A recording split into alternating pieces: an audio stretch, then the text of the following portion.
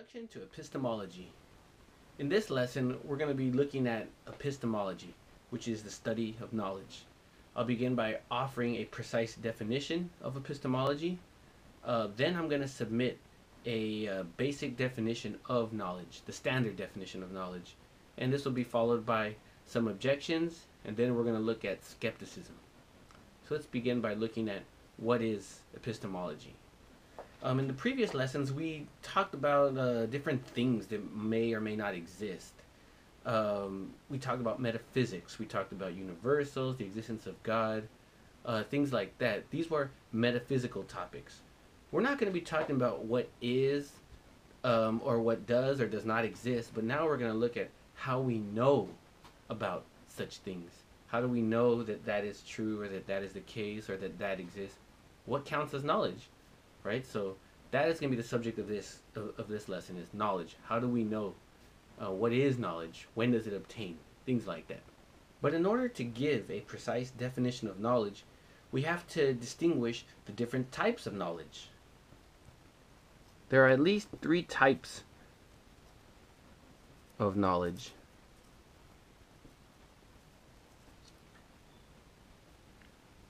One, skill knowledge. This is a type of knowledge that a person has when he knows how to do something. I know how to ride a bike. I know how to cook. I know how to tie my shoes. This is skill knowledge. We all have certain forms of it, pretty basic. Then we have knowledge by acquaintance.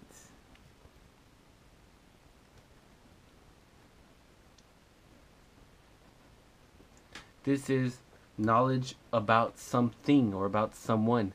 I know my wife. I know this cup in front of me. I know that I am next to this.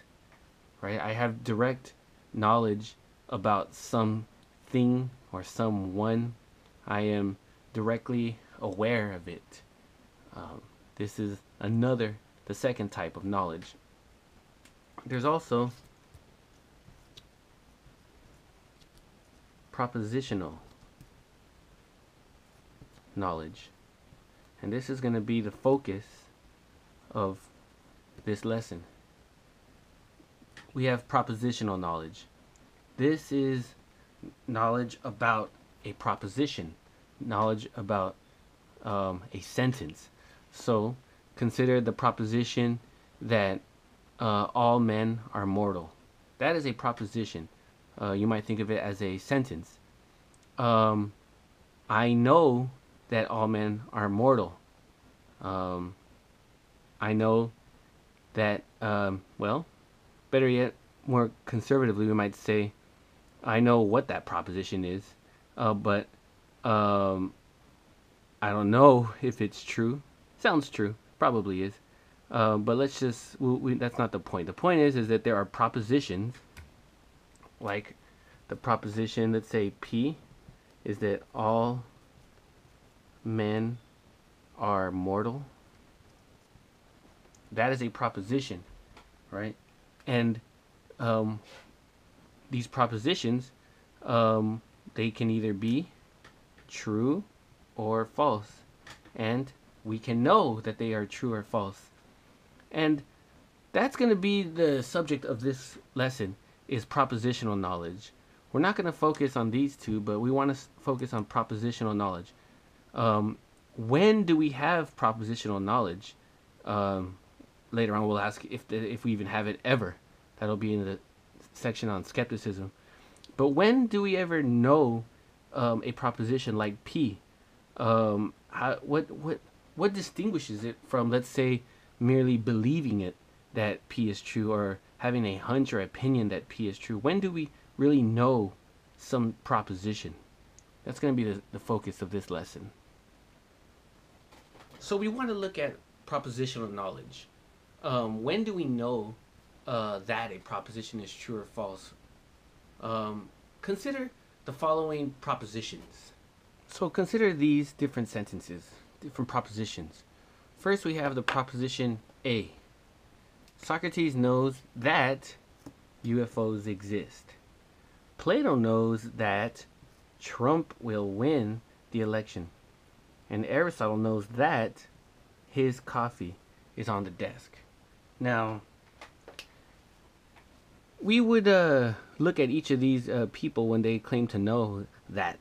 That whenever they make this knowledge claim, we will look at them differently. When Socrates claims to know that UFOs exist, we wouldn't believe that. We might say that he believes that UFOs exist, that he sincerely believes that, but we wouldn't say that he knows that, right? And down here, we wouldn't say that Plato actually knows that Donald Trump will win the presidential election. Maybe Plato wants him to win. Maybe he just really believes that he will win the election, but he doesn't know, right? Both of these cases, the person can't really said to know. But in the third case, Aristotle claims to know that his coffee is on the desk, right? And in this case, we have no hesitation saying that he does know that, right? Maybe he used his perception, memory, something like that. But we have no problem saying that he knows that his coffee is on the desk. This is we do want to say that Aristotle has knowledge here, but we don't want to say that these people have knowledge up here.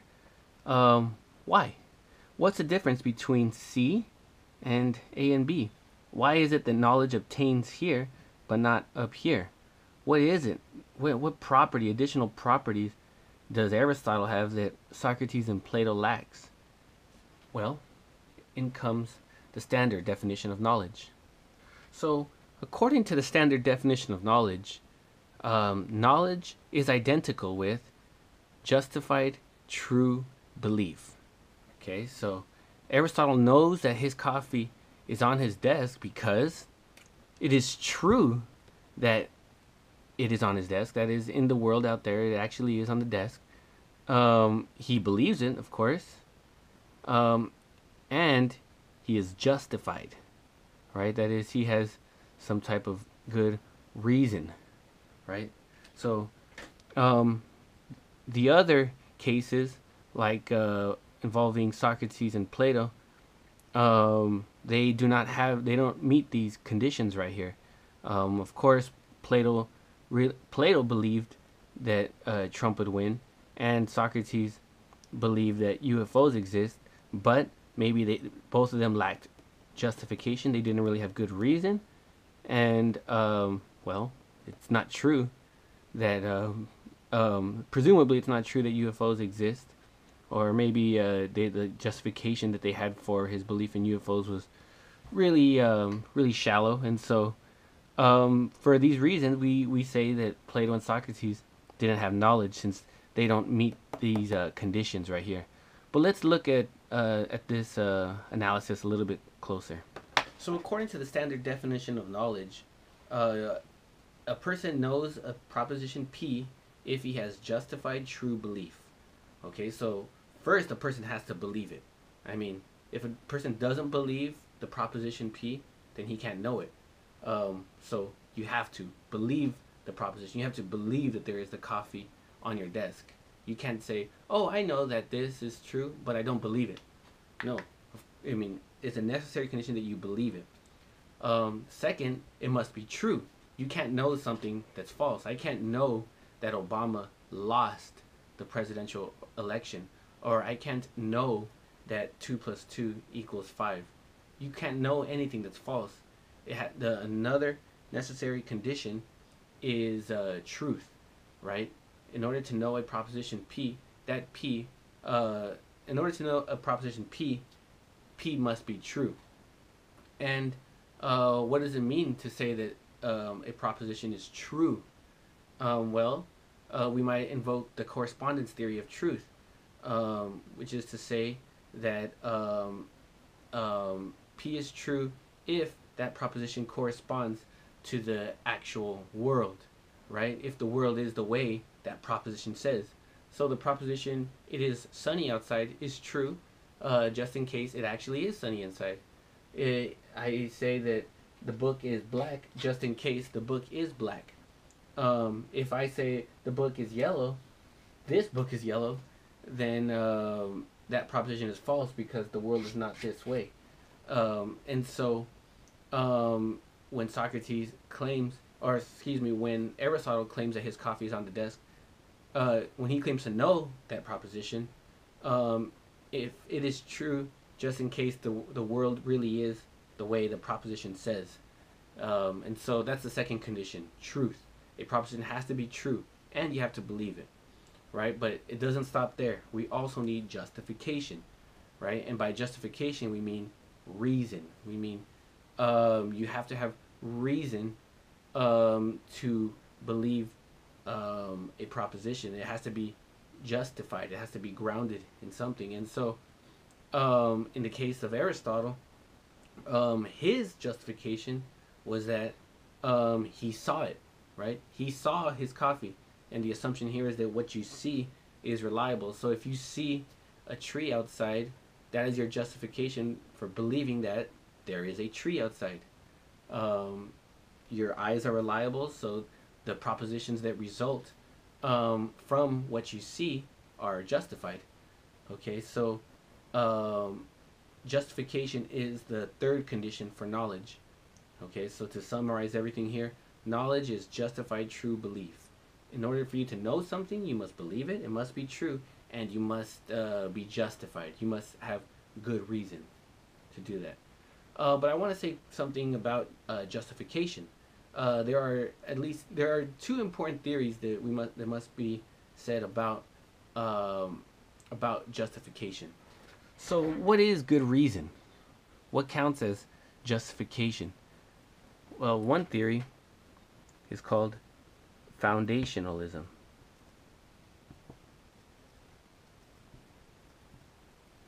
So, according to foundationalism, a belief or a proposition is justified if and only if that belief is either A, properly basic,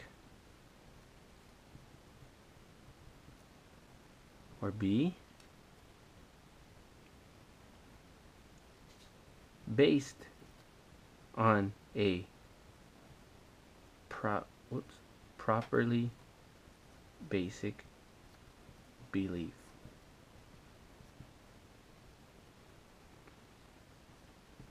So you might think of structure where these are all our beliefs. Right here we have basic or foundational beliefs. And then you have right here non-basic, or beliefs that are based on top of basic, the basic beliefs. So the idea is that in order for you to have good reason, you must either your beliefs must be based on something basic, right? Or your belief must be one of these foundational or basic beliefs. So to go back to Aristotle, he said that he knows that his coffee is on his desk. Now, what you see, perception, could be considered a basic belief. Your perceptions are down here. We'll say perception is down here on the basic level. And so the things that you see would be considered non-basic. So you see a coffee, a tree outside, you see the sun outside. All these are based on something that is basic, something that is foundational and reliable. And so that belief is justified because it rests upon something that is justified, namely perception.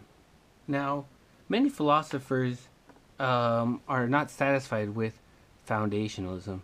So they have proposed an alternative view in which there are no basic beliefs, but instead a belief is justified if it coheres with all the other beliefs. right? So here there's no foundational.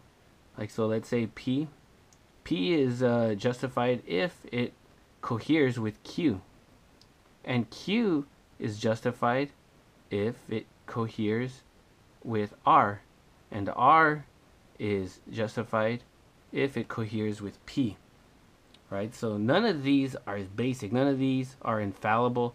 None of these can be alleged to be rock solid in themselves, but instead they receive justification as they cohere with one another. So these are two different views of justification, and so when someone says that knowledge is justified true belief, when we speak of justification, we have something like this in mind: is that that proposition is either based on something solid and reliable like perception, or it is justified in the sense that it coheres with other things that we know. It coheres with other accepted propositions. So much then for the standard definition of knowledge. Now let's look at one popular objection to it. This one is due to Edmund Gettier, and it really drives home the limits of the standard definition of knowledge. Right? So knowledge, according to the standard definition, is justified true belief. Right? A person knows that P if he believes it, if it's true, and he has good reason, if it's justified. But consider the following case. All right? Socrates believes, he says, I know that it is 12 o'clock. And then when pressed for a defense of that knowledge claim, he says, I believe it's 12 o'clock. It's true that it's 12 o'clock. I mean, look at your clock. And then when asked how he received justification, he says, I'm looking at the clock on my wall. Okay, but here's the problem. That clock has been out of batteries for years, and the hands have been stuck on 12 for many years now. It's just been there, stuck at 12. But those are the reasons Socrates came to his belief based on what he saw, what he took to be reliable, what he took to be good reason, which was the clock. He had justification, it seems, because he was relying on something that is normally trustworthy. It was true that it's 12. I mean, Plato checked his watch and it said the same thing, so it is actually 12, and he believed it. Right? So Socrates had justified true belief that it was 12 o'clock. Do we really want to say that he had knowledge? I mean, if he would have looked 5 minutes later, then his belief would have been, his knowledge claim would have been false immediately, because it would not be true that it was 12 o'clock, because 5 minutes later it would have been 12:05. And so it's just mere coincidence that that he got it right, that it was actually 12. And so this ought to give us concern, because we don't want to say that Socrates had knowledge, that his knowledge claim is just a matter of coincidence or luck. Knowledge is supposed to be a little bit more secure than that. And so examples like this have caused philosophers to doubt the standard definition of knowledge. Knowledge is probably not justified true belief. And so philosophers have proposed a fourth condition. Maybe knowledge is justified true belief plus something else. For example, there must be no other propositions that can defeat the original proposition, right? So to go back to the Socrates counterexample, he believed that it was 12 o'clock because of the clock. It was true that it was 12 o'clock. He was justified, given that the clocks are generally trustworthy. But there was a defeater. There was a proposition that would have defeated his belief. Namely, the proposition is that the clock was broken, or that's a broken clock.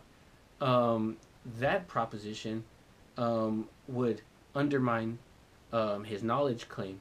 And so, in order to know something, there must not be these types of defeaters that exist. So that's another fourth condition. Another fourth condition that has been proposed by philosophers is that all the grounds upon which your beliefs are formed, they must be true. And so in the Socrates case, he wouldn't be justified in believing that it is 12 o'clock, since it is false that the clock is reliable. But in any case, that's the standard definition of knowledge, along with some of its limitations. So then, what is knowledge? Well, difficult question. Perhaps the best we can say is that justified true belief approximate knowledge, and it gets us real close to it. We know we are in the right direction, and if we are careful and we develop our critical thinking skills along with our intellectual virtues, we can be confident that we can avoid skepticism or the types of Gettier examples like the clock example. We can avoid those types of traps as long as we're careful with how we form beliefs.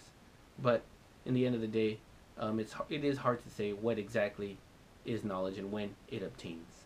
Now in this lesson, we've been assuming that we have knowledge, but there are people who doubt that. We're going to talk now about skepticism. And there's two types of skepticism that I want to mention. First, there is strong skepticism, and second, moderate skepticism. Let me say a little bit about each. So, strong skepticism is the view that we never know anything, right? We can't know that there's a cup of coffee in front of me. We can't know that 2 + 2 = 4.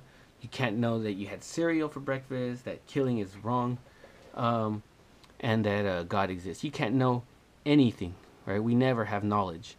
Now, this is a very shocking and unnatural view, so why would anybody endorse it? Well, Descartes gave us a pretty powerful argument to think that's true. Here's what he argued. He says that if I know that P could be any proposition, right? That like you had coffee for breakfast or whatever. Then I know that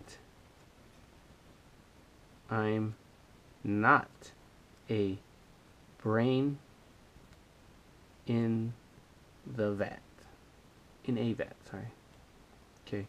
So here you might picture some type of evil scientist who has brains just inside of some vat, and he has them connected with all these devices, and he causes them to think that they are alive and real and normal people just like you and I. But their reality is completely artificial and manufactured, and so everything is just an illusion for them, right? We would say that in that case, brains who are in vats don't really know any of the things they claim to do. Like, I know that I live in a house. I know that I had breakfast, cereal for breakfast. A brain wouldn't really know all these things. They would believe it, but it wouldn't be true, because all of their beliefs, all of their reality would have been just given to them by the scientist.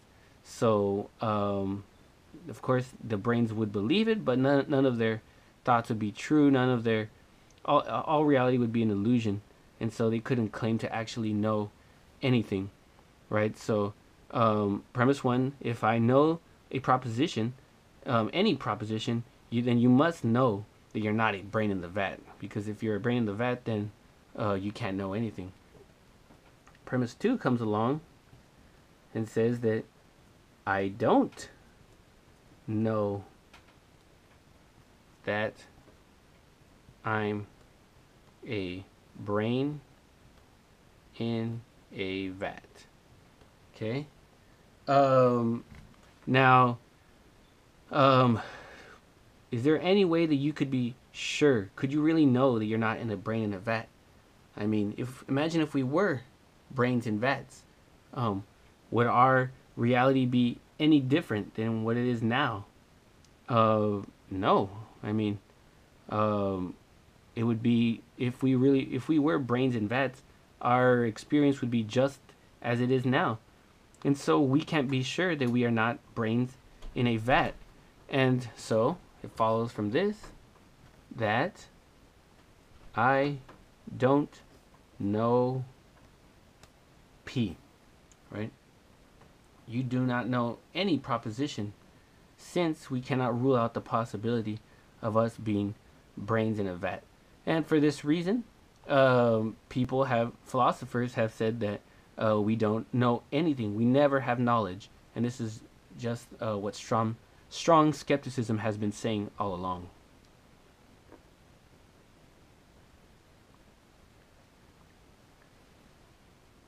Now, we might doubt this argument. We might doubt this view. One way to argue against it is by saying that it is self-refuting. Okay. So, what do we mean by this? Well, a view is self-refuting if believing it causes you to believe that it is false, right? So consider the following proposition. This is a self-refuting proposition.